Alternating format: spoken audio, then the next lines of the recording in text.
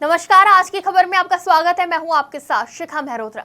हमारे इतिहास के पन्नों में कई ऐसे लोगों के नाम दर्ज है जिन्होंने भारत की स्वतंत्रता में अहम योगदान दिया है, जिसमें से कई ऐसे लोग हैं जिनके बारे में हमें बताया भी नहीं गया है या फिर हम जानते नहीं है। लेकिन कुछ लोग ऐसे भी हैं जो ऐसे महान सैनिकों, सेनानियों या फिर राजाओं की आज भी पूजा करते हैं।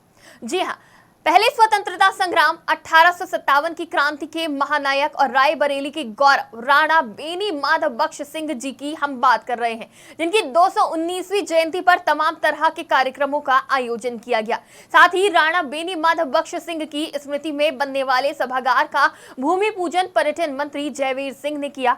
वो एक दिवसीय दौरे पर रायबरेली पहुंचे थे। पर्यटन मंत्री जयवीर सिंह ने पूरी विधि विधान से सभागार के लिए आवंटित भूमि का शिलान्यास किया। इस दौरान मंत्री जयवीर सिंह ने शिलापाठ का अनावरण भी किया। मंत्री जयवीर सिंह ने राणा बेनी माधव बख्श सिंह को रायबरेली ही नहीं बल्कि पूरे देश का गौरव बताते हुए कहा कि उन्होंने स्वतंत्रता दिलाने के लिए जो कुर्बानी दी है उसे भुलाया नहीं जा सकता। उन्होंने कहा कि उनकी स्मृति को चिर स्थायी बनाने के लिए जिन लोगों ने भी सहयोग किया है वो बधाई के पात्र हैं। आज़ादी के महान सपूत राणा बेनी माधव बख्श सिंह जी का, जिन्होंने देश के लिए, देश के आज़ादी के लिए महती योगदान देकर कुर्बानी देने का काम किया था, उनकी स्मृति में उत्तर प्रदेश सरकार के द्वारा और पर्यटन विभाग के द्वारा तमाम योजनाएं, जिसमें ऑडिटोरियम में अन्य अन्य योजनाएं देने का काम किया गया है। उन योजनाओं का आज शिलान्यास हुआ है। इस पवित्र मौके पर जो भी संस्था यहाँ उनके लिए काम कर रही है, उस संस्था को बधाई, पूरे रायबरेली के जन जन को बधाई कि हमारे आज़ादी के और महान सेनानियों की स्मृति में हम लोग कुछ कर पा रहे हैं। और हमारे आदरणीय मुख्यमंत्री जी लगातार 2 बार आकर के उनको नमन और प्रणाम करने का काम किए हैं और उन्हीं माननीय मुख्यमंत्री के निर्देश और आदेश पर ही आज मैं यहाँ उपस्थित हुआ हूँ। और ये आश्वस्त हम करते हैं कि राणा जी के सम्मान में उत्तर प्रदेश सरकार जहाँ भी जितनी भी जरूरत होगी उनकी याद में जहाँ उन संस्थाओं को विकसित करने के लिए, उनकी स्मृति में चिर स्थायी उनकी स्मृति को बनाने के लिए, चूँकि उन्होंने देश के लिए, रायबरेली के लिए और जन जन की आज़ादी के लिए अपनी कुर्बानी देने का काम किया है, हम लोगों के लिए सम्मान के प्रतीक हैं। लगातार उत्तर प्रदेश सरकार उनकी स्मृति को सम्मान देने का काम करती है। राणा बेनी माधव बख्श सिंह समिति पिछले लंबे समय से उनकी याद में एक सभागार बनाए जाने को लेकर संघर्ष कर रही थी। पिछले वर्ष सीएम योगी ने रायबरेली पहुंचकर न केवल उनकी प्रतिमा पर श्रद्धांजलि अर्पित की बल्कि समिति की मांग पर सभागार देने का वादा भी किया था। सीएम के निर्देश पर ही जिला प्रशासन ने सभागार के लिए जमीन चिन्हित करी थी और आज उनका भूमि पूजन किया गया। बताते चले कि राणा बेनी माधव सिंह तत्कालीन अवध क्षेत्र में आने वाले शंकरपुर स्टेट के शासक थे और 1857 की क्रांति में उन्होंने क्रांतिकारियों का नेतृत्व किया था। यहां पहुंचे पर्यटन मंत्री इस दौरान राजनीतिक सवालों से भी बचते नजर आए। तो बाकी तो पार्टी का निर्णय जो भी होता है वो सब लोग सिरोधार करते हैं, सब लोग पार्टी के कार्यकर्ता हैं और पार्टी का जो निर्णय होता है वो कार्यकर्ता की जिम्मेदारी है, उसका निर्वहन करें। उस पर हम लोग कोई टिप्पणी नहीं करेंगे।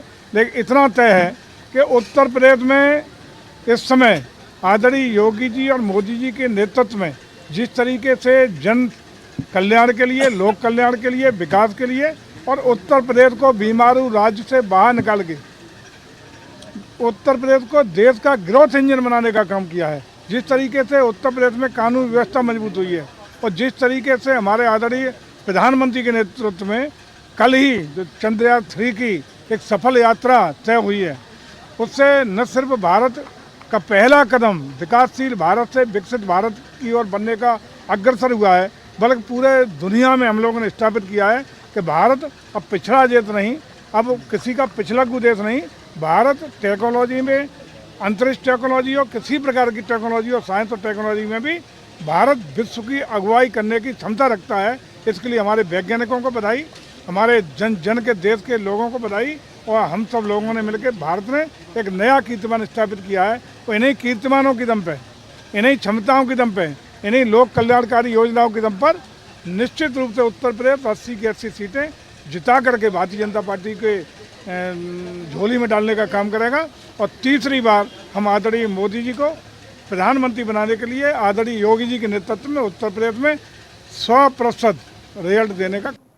चंद्रयान 3 की सफल लैंडिंग से उत्साहित मंत्री ने कहा कि मोदी और योगी के नेतृत्व में देश और प्रदेश विकास के मार्ग पर अग्रसर है। उन्होंने कहा कि जल्द ही भारत विकासशील की श्रेणी से निकलकर विकसित देश बन जाएगा। उधर पर्यटन मंत्री के कार्यक्रम में रायबरेली के स्वतंत्र प्रभार राज्य मंत्री दिनेश प्रताप सिंह का शिलापट पर नाम न होने से मंत्री जी नाराज भी दिखे। उन्होंने पूछा तो अधिकारियों ने इसे जल्द ही ठीक करने का आश्वासन दिया।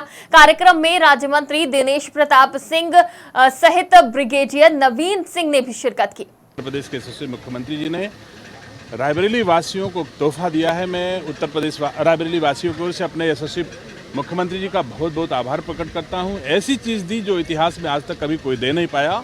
तो मैं समझता हूं कि हमारी पीढ़ियां सीख लेंगी इससे, इसलिए मैं अपने रायबरेली वासियों की ओर से अपने मुख्यमंत्री जी का बहुत बहुत आभार प्रकट करता हूँ। मेरा नाम का विषय नहीं, सकारात्मक सोचो। इसमें बहुत सारे लोगों का नाम नहीं है जो लोग यहाँ पर उपस्थित थे। गजाधर सिंह जी का नाम नहीं है, वो भी पूर्व विधायक हैं। राकेश प्रताप सिंह जी का नाम नहीं है, वो भी पूर्व विधायक हैं। नाम जिसका है, हम लोग राणा बेनी माधव की छतरी के नीचे और योगी आदित्यनाथ जी की छतरी के नीचे काम कर रहे हैं। हमारे लिए संतोष का विषय है। धन्यवाद। आपको बता दें कि भारत के प्रथम स्वतंत्रता संग्राम में ऐसे नायक भी हुए हैं जिनकी कहानियां किसी इतिहास की किताबों से इतर लोक की कथाओं में आज भी जीवंत है। लोक के मन मस्तिष्क में अमर होने वाले ऐसे ही एक महान है रायबरेली के शंकरपुर रियासत के राजा राणा बेनी माधव सिंह जी, जिन्हें आज भी पूजा जाता है। फिलहाल के लिए इतना ही। आप देखते रहिए आज की खबर।